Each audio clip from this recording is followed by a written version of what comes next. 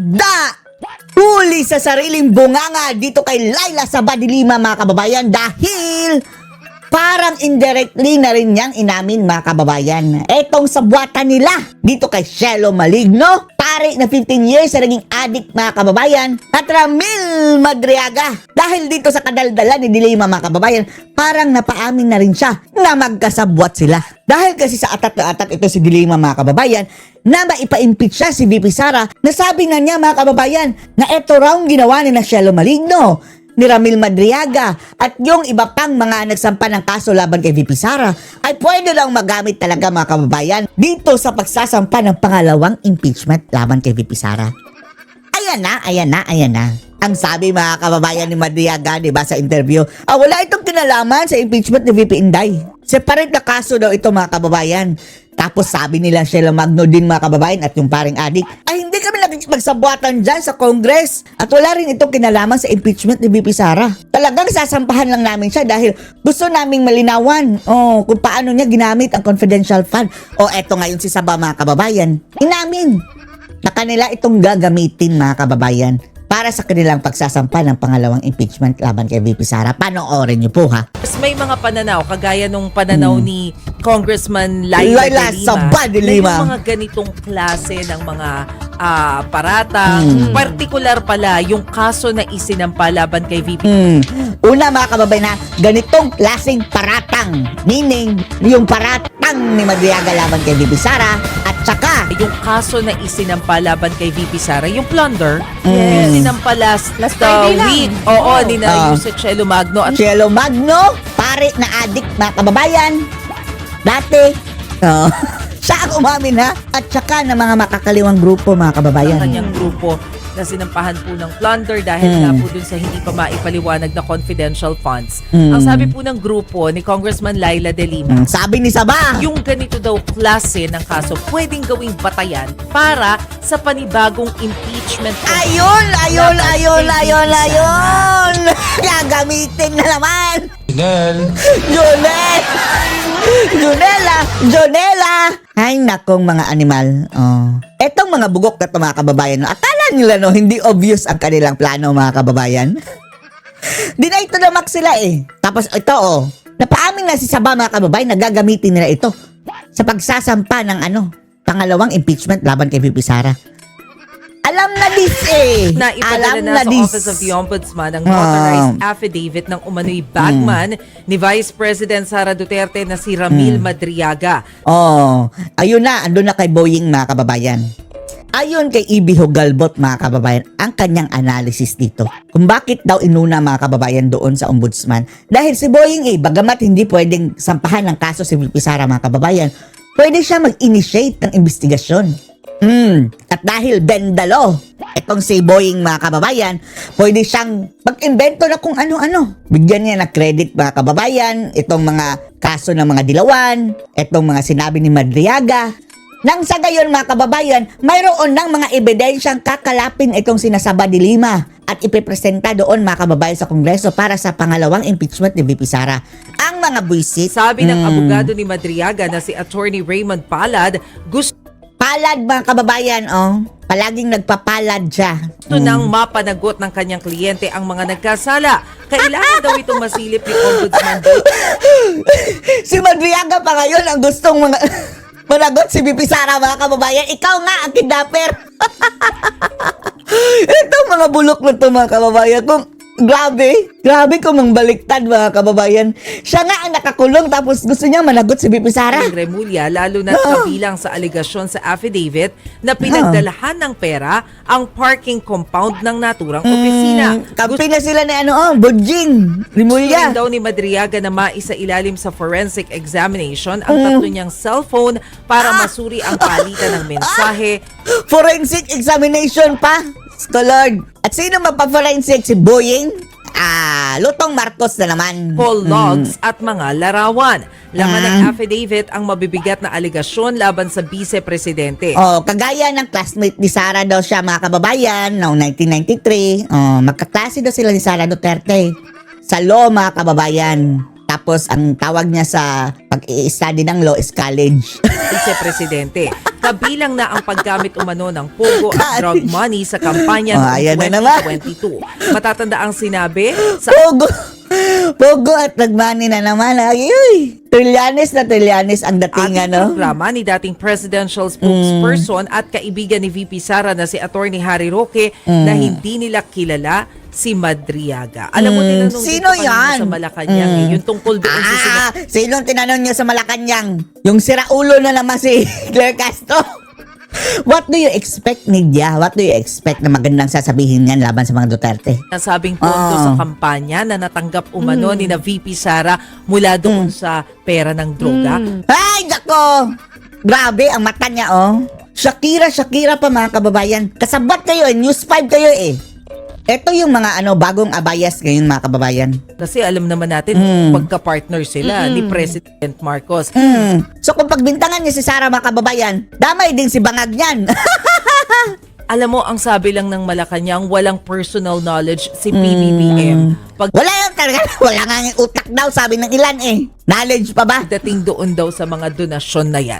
In short, no comment pa sila Ay, dyan. nako. Pero yung patungkol dun sa affidavit ni Madriaga, ang sabi lang ng Malacanang, kung halimbawa meron ka namang malinaw na ebidensya, doesn't matter whether it's VP Sara or in general, Yan, mga kababayan, kahit walang malinaw na ebidensya, basta gumawa ka lang ng kwento, tatanggapin yan ni Boying Rimulya, mga kababayan. Wala nang tanong-tanong, tatanggapin yan ni Boying. Pero hindi yan nararapat, mga kababayan, dahil kung susunod ka talaga sa tamang proseso, kikilatisin mo, mga kababayan, ang affidavit na iyan. Kung makitaan mo ito, mga kababayan, na mga kasinungalingan, kagaya na lang ng classmate sila ni VP Sara ng 1993. Sa law, College of Law daw, sabi niya. Ay ganyan, mga kababayan, makikitaan mo ng mga discrepancy at mga kasinungalingan.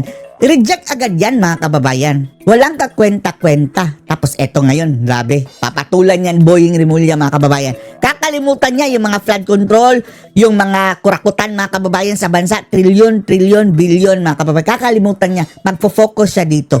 Tapos, patatagalin niya ang kaso, mga kababayan. Investigasyon. Dahil alam niya na sa huli, mga kababayan, hindi yan uusan talaga kahit sa korte.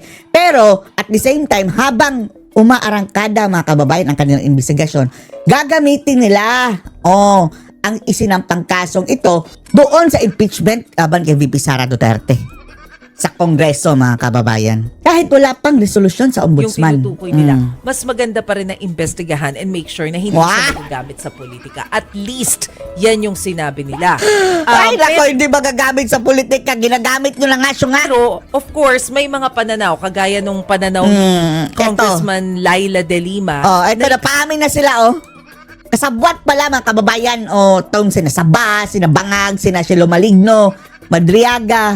Ang lahat na ito papunta sa impeachment ni VP Sara. Yung mga ganitong klase ng mga paratang, partikular pala yung kaso na isinampa laban kay VP Sara, yung plunder. Yes. Yung sinampa Shelo last Maligno. week. Oo, ni na Yusek Shelo Magno at ng Na nagsasayang lang ng papel, mga kababayan. grupo na sinampahan po ng plunder dahil nga po dun sa hindi pa maipaliwanag na confidential funds. Ang sabi po ng grupo ni Congressman Laila De Lima, yung ganito daw Saba klase ang itawag na mo kaso sa pwedeng akin. gawing patayan para sa panibagong impeachment complaint laban kay VP Sara. Ayun. Yan ang punto. Alam na dis, mga kababayan, ang lahat ng ito ay para lang sampahan lang ng impeachment case si VP Sara Duterte, mga kababayan. Alam na dis. Right from the start, hindi na nakakagulat. Pero may sagot po siya ng Malacanang. Ito po ang sinabi. Uy, wala kaming pake. Ito mga reporter reporter ba kayo o mga chismosa? Kung si Claire Castro yan, babatukan ko kayo ng 10 oras. Hindi po pa. Punyeta! Ang demonya nga, mga kababayan, ang hininga ng Diyos ko, forward. Animal, wala kaming panahon makinig sa kasinungalingan mo. Pero ito mga media, mga kababayan, believe na believe kay Claire Castro. Lahat ng sasabihin ni Claire Ring, mga kababayan, parang universal truth na sa kanila. Siyempre, hindi lang si Vice President Sara Duterte ang may inilabas na pahayag. Although sabi niya fishing expedition daw itong ginagawang mga cases against her. Pero pati ang kanyang nakababatang kapatid na si Davao City Mayor Baste Duterte. Hindi pa ba fishing expedition yan? Lumabas mismo sa bungangan ni na siya lumagno, mga kababayan, at nung paring adik na gusto lang nilang malaman kung paano ginastos. So hindi pa nila alam, mga kababayan, kung paano ginastos. Kung hindi nila alam, bakit sila nagsabi na kurakot na? Meron ding bagong Mga judgmental. statement. Ano yun? But this time, tungkol ito doon sa Bukana Bridge sa Davao City. Kasi kung matatandaan ninyo, Anong connect doon sa sinabi na Lima? na ito ng pamahalaan. Sinabi na po na bubuksan na siya. Pero ang hirit dyan ni Mayor Baste, premature. Hindi pa ready na buksan. Talaga namang hindi pa ready daw, mga kababayan, talaga. Ayon doon sa balita, mga kababayan, lupa ha? Dahil nakapag U-turn na, mga kababayan, si Bangaga bubuksan ng December 15. Ang lupa, mga kababayan, nilagyan ng aspalto para lang madaanan talaga. And then, mga kababayan, walang street lights, walang mga traffic signs, mga kababayan, traffic lights, wala. Wala ngang railing sa gilid, mga kababayan, na proper.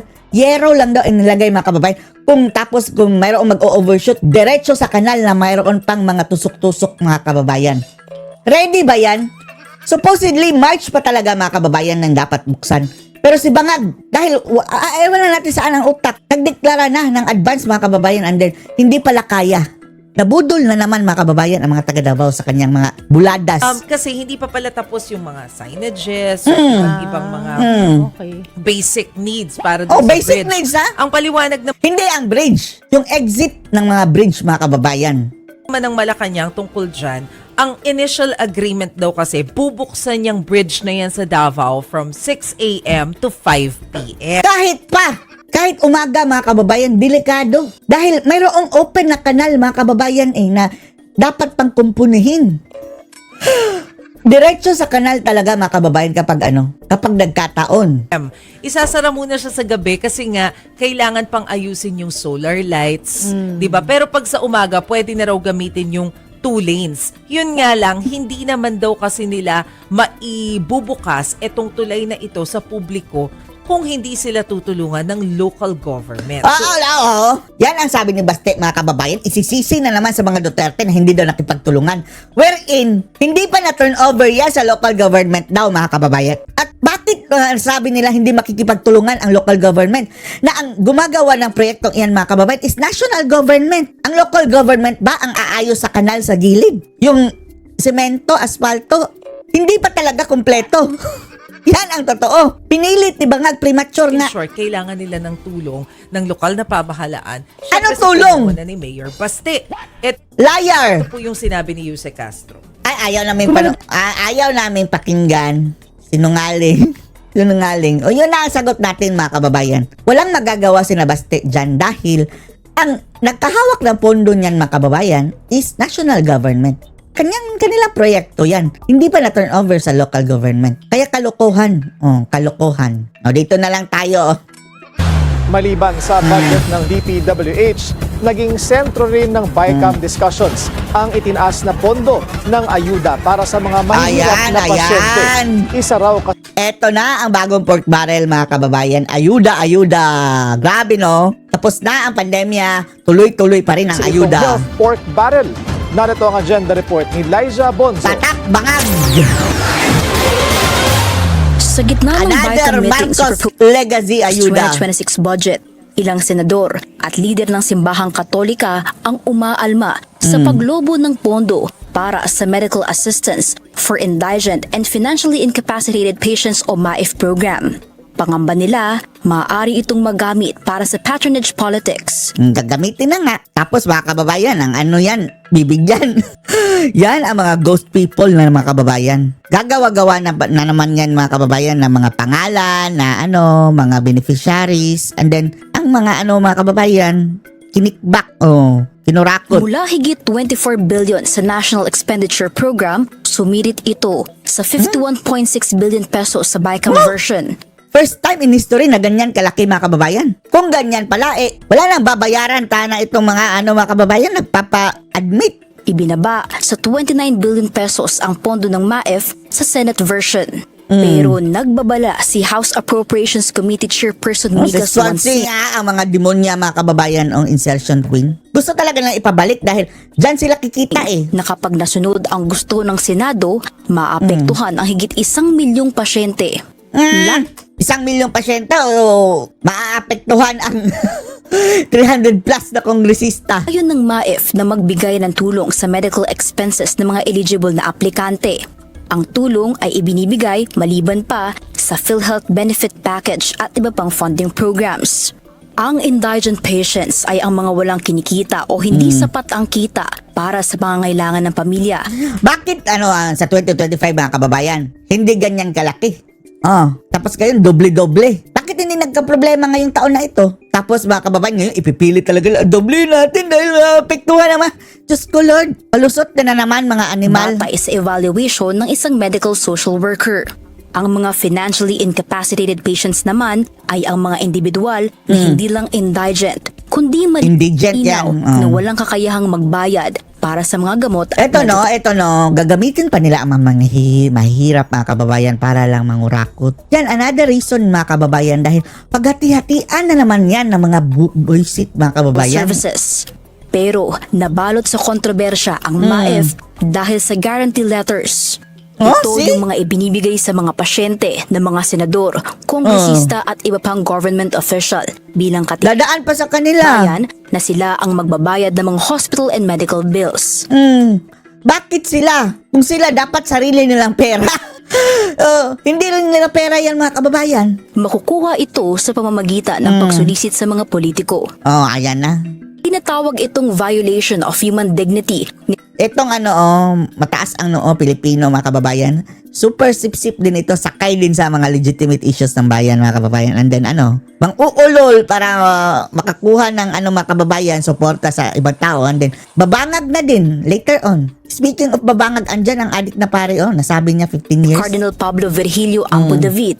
Inilarawan pa niya ang Buti pa nga itong umamin na adik mga kababayan, How about itong obismo? Magpa-hair follicle drug test ka daw. Pero salat na sa buhok sa mga kababayan. Mayroon pa mang buhok sa sa gilid, shaggy mga kababayan, siya gilid-gilid ang buhok. bilang health pork barrel at ilang mambabatas kasama si Senate President Pro Tempore Ping Lacson ang nagbabala na lalong Sawa ni lalagana Babalu. ang patronage politics dahil sa MAEF.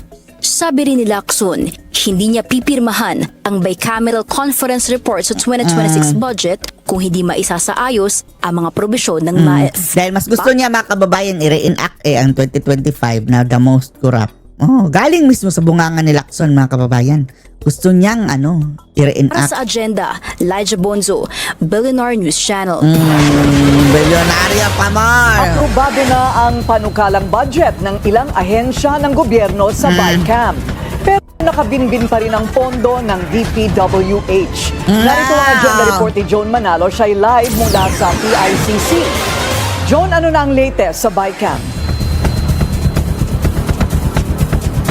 Purina sa halip na ipagpatuloy ang deliberasyon sa proposed 2026 budget ng DPWH, nagkasundo ang Bicameral Conference Committee na ipagpaliban na muna ito at unahin na muna yung Pagpaliban na iba naman? pang mga ahensyang nakasalang. Nagsimula nga ito noong kahapon sa pangatlong araw ng kanilang pagpupulong dito sa PICC. Kasunod ito ng pagsusumite ng DPWH ng dagdag pang datos kaugnay ng Construction Dagdag. Materials Price Data o Diyos ko, Lord. CMPD na patuloy pang pinag-aaralan ng Senado. Bandang Hindi pa na plancha yan. Ang tagal nyo nang nag-hearing tungkol dyan. Tapos ngayon pa lang mag-discuss about sa mga equipments, mga mga kababayan, mga supplies. School Lord. alas 8 ng gabi nitong Martes, formal na nagsimula ang BICAM meeting at sinimula ng House at Senate panels ang deliberasyon ng Department of Agrarian Reform, Department of Interior and Local Government at Department of National Defense. Agad ding naaprubahan ang budget ng mga nasabing ahensya at isa sa mga naaprubahang pagtaas ng pondo ay ang subsistence allowance ng military at uniform personnel. I just wanted to manifest that both the House and the Senate have mutually agreed to adopt subsistence allowance as a common amendment for both houses. So that that would be an amount totaling to 23,690,000,000. Huwag niyong budulin ang mga helmet in uniform ha. Dahil dati mga kababayan, sinabing meron daw idadagdag sa sahod mga kababayan, and then wala pa palang pagkukunan ng pera kung saan kukunin ang idadagdag. Binudol mga kababayan. 56,822,000 across the different agencies and attached agencies, Public Safety College, PNP, PJMP, BFP, PCG, NAMRIA, and the Bureau of Corrections. Dagdag din ni Swansing, tataas pa ang subsistence allowance ng military at uniform personnel from 150 pesos to 350 pesos per day. Sang-ayon din daw dito ang maraming senador. Ayon kay Senate Finance Committee Chair Wing Magpalakas ka, Gatchalian, kabilang na Pasipsip ka nga. Para hindi ka ikudita. Yan ang purpose nila niyan mga kababayan. Pero kahit paano mga kababayan, sungal-ngalan niya. Pwedeng sungal-ngalan niya ang mga matataas mga kababayan dahil bibigyan ng bilyon, sabi ng ilan. Pero itong overall, hindi mo kayang tapalan yan na kahit anong pera bangag. Senators Amy Marcos, Erwin Tulfo at Loren Legarda na umuupo rin bilang bahagi ng Senate panel sa BICAM. Mabilis din nagkasundo ang BICAM na aprubahan ang proposed 2026 OVP budget na 889.2 million pesos na siyang halagang nakasaad sa National Expenditure Program. Ito ay kahit pa mas mababa ang House version ng OVP budget na nasa 733 million pesos. Nakatakdang pag-usapan ng BICAM Kinaltasan nila ang ang 2026 proposed budget budget Sara ng sa DP. mga kababayan. Sa Congress. Buti nga at hindi mga kababayan, hindi zinero dahil ang balak ni Dilima, i-zero natin ito. Tapos siya?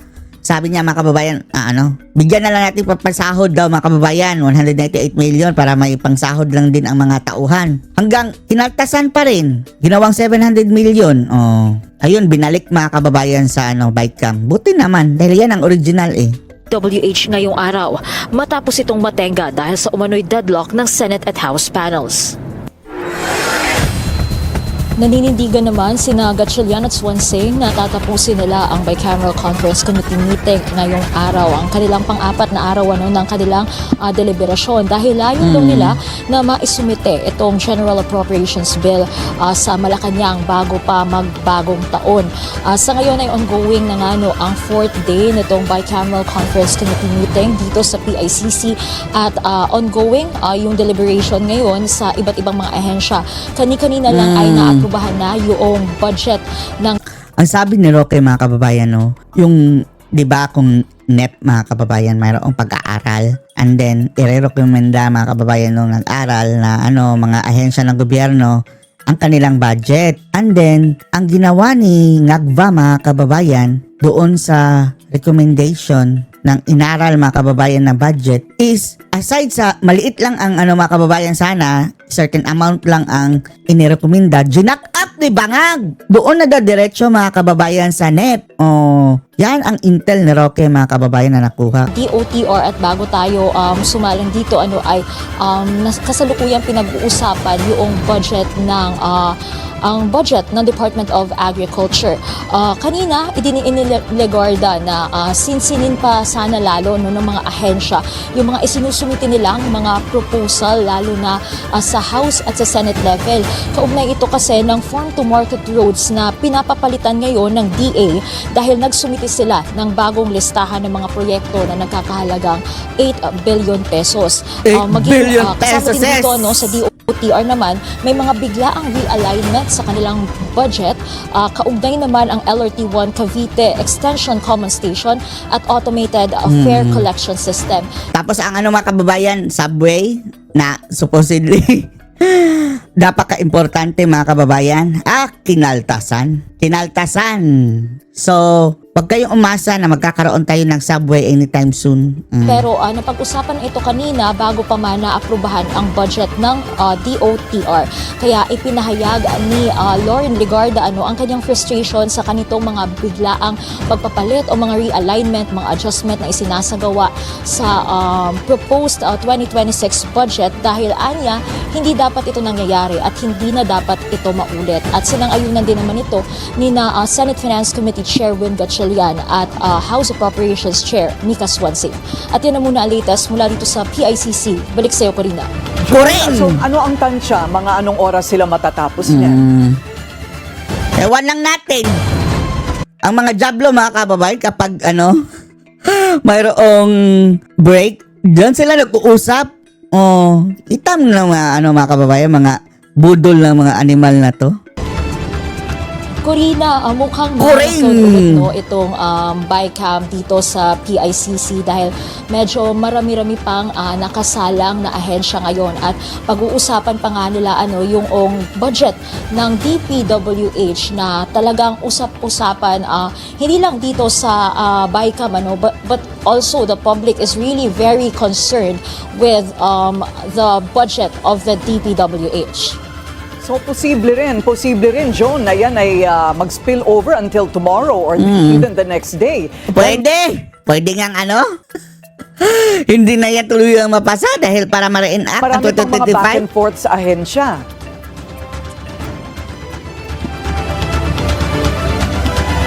Corina, sabi nga kanina ni Senate Finance Committee Chair Win Gatchalian at House Appropriations Committee Chair Mika Swansea na itatry daw talaga nilang tapusin ito ngayong araw dahil ayaw na nilang madelay pa yung pagpasa ng national budget natin for 2026. Pero dahil nga ganito yung eksena ngayon na marami pang kailangan pag-usapan ay titignan natin kung talaga bang matatapos nila yung deliberation nila ng General Appropriations Bill ng 2026 National Budget ngayong gabi. Corina. Lusot na sa BICAM ang proposed 2026 budget ng Transportation Department. Pero bago maaprubahan, nagkainitan muna ang dalawang mambabatas. Alamin kung bakit sa Yan. Gusto kasi mag-insert, mga kababayan, Pero kasalanan lahat ito ni Bangag kasi, mga kababayan, dahil yung mga kababayan yung Mindanao Railway, hindi pala binadgetan ni Bangag, mga kababayan. Diyos ko. Kasalanan lahat ito ni Bangag. Dahil kung binadgetan lang ni Bangag, mga kababayan, hindi sana mangyari itong kiskisa na ito ngayon. Hindi rin natin masisisi, mga kababayan, ang itong si Rufus Rodriguez ng Cagayan. Cagayan nga ba yun? Basta sa Mindanao, mga kababayan, dahil gusto rin nila ng Mindanao Railway. Ang mali lang niya, mga kababayan, hindi niya nilaban ito habang wala pa ito sa BICAM. Tsaka pa niya pina-insert, mga kababayan, na sa BICAM na, which is hindi na talaga pwede. Gender report ni Dexter Ganibe ng Abante. Mag-isip-isip sila, matuto sila gumawa ng budget nila. Bakit tayo Si Bangag. mag-isip ngayon, ba't wala sa NEP? Si Bangag hindi marunong gumawa ng budget. Ang ulo ni Senador Lauren Legarda sa kalagitnaan ng pagbusisi sa BICAM meeting kagabi sa budget ng Transportation Department. Nagtataka kasi si Congressman Rufus Rodriguez kung bakit zero budget ang railway system project sa Mindanao. Mr. Rufus, bakit ngayon mo lang yan, kasi inopen up? Nung andun pa yan, mga kababayan, sa dapat, hindi pa sa BICAM, dyan pa sa inyong plenaryo, sana inasikaso mo na yan para, alam mo naman sa BICAM, mga kababayan, mahirap nang mag-insert dahil andyan talaga sa rules, mga kababayan, na supposedly hindi ka na mag-i-insert. Kung nasa BICAM ka na, i-resolve mo na lang, mga kababayan, yung hindi pagkakaunawaan ng dalawang house. Sa susunod na taon, lalo na anya ang phase 2 nito na nagmumula sa kanyang kinakatawang lugar sa Misamis Oriental patungo sa Iligan. Natapos na anya ang project study na pinaglaanan ng 100 million pesos na budget. Mahalaga kasi anya ang railway system dahil ito ay mabilis at murang uri ng transportasyon. We will know why there is nothing here yet about these two very important railway systems which are good for 22% of our people. Bakit ngayon mo lang yan inopen up, Mr. Rufus? Sana tiningnan mo yan bago mag-bycam para mahabol pa. Mahirap na rin ngayon dahil magkakaroon ng ang issue na naman mga kababayan. Alam mo naman ha na hindi ka naman siguro taga Mars, no? Na ang issue dito, nag-i-insert kayo dyan sa sa bycam. Who are in Mindanao, 22% of the 119 million Filipinos. Do we know about that? Why there's nothing here, zero? Tanungin mo si Bangag. Si Bangag ang may niyan mga kababayan, may kasalanan. Dahil hindi niya sinali sa NEP. It's not in the NEP. The agency did not request for that. So I think the most appropriate agency to talk to and inquire about that is the Department of Transportation. Dito na umandar ang pagiging professor ni Senator Loren at nagsimulang mag-lecture sa BICAM.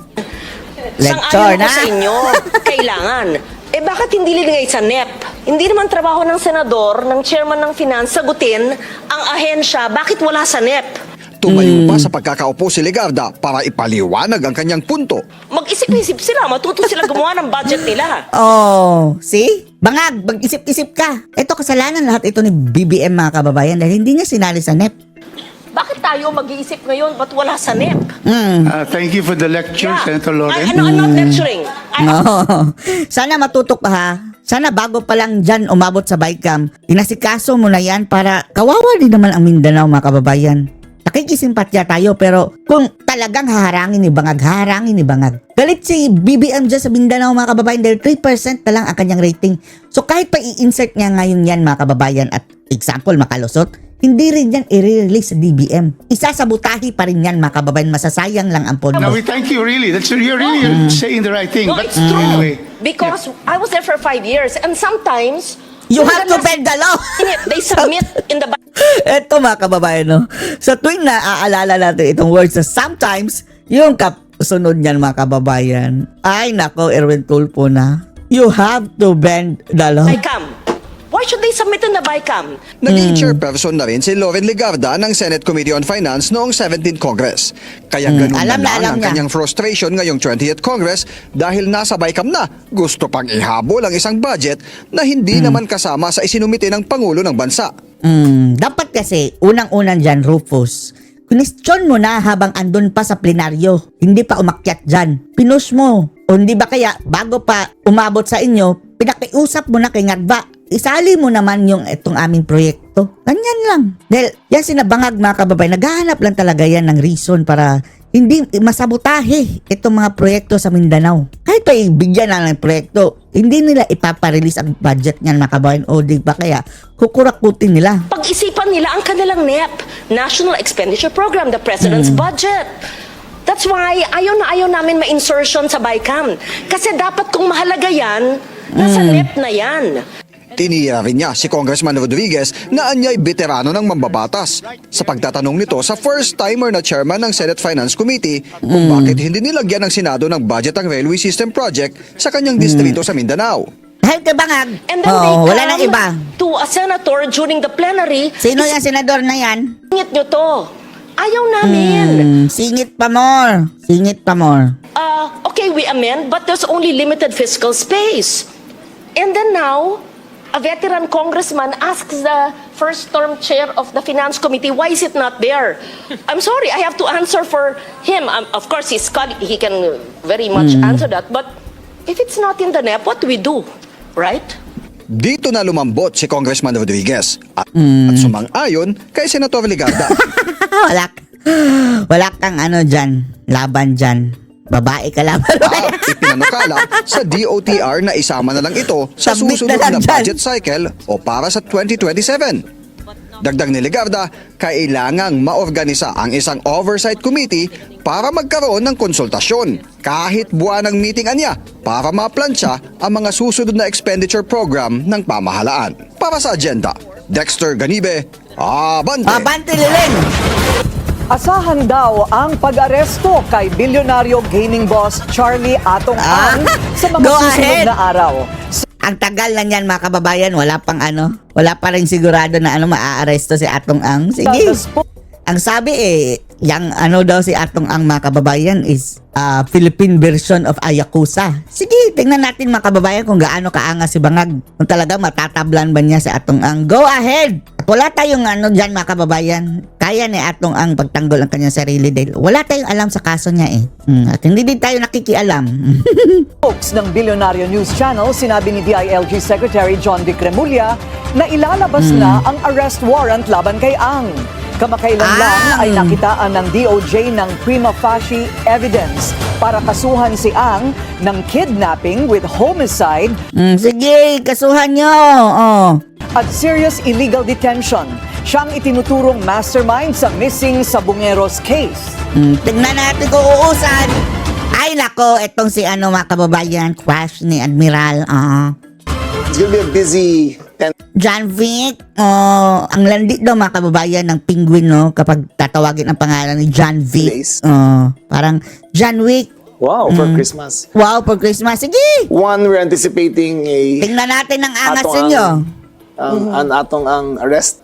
It's been filed in 4 courts all over the Philippines. So the first one to give a warrant of arrest. We're gonna arrest him with 31 others. They've issued a warrant of arrest already? Not yet. But all issues are joined. All informations have been filed. So.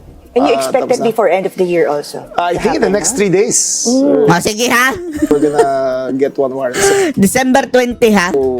Wait, you're already forewarning. Atong baka tumakbo yan. He knows. I don't think it's a big secret. He has all these lawyers. Diba? Tingnan natin. Anong masasabi nyo dito mga kababayan? Post or comments below.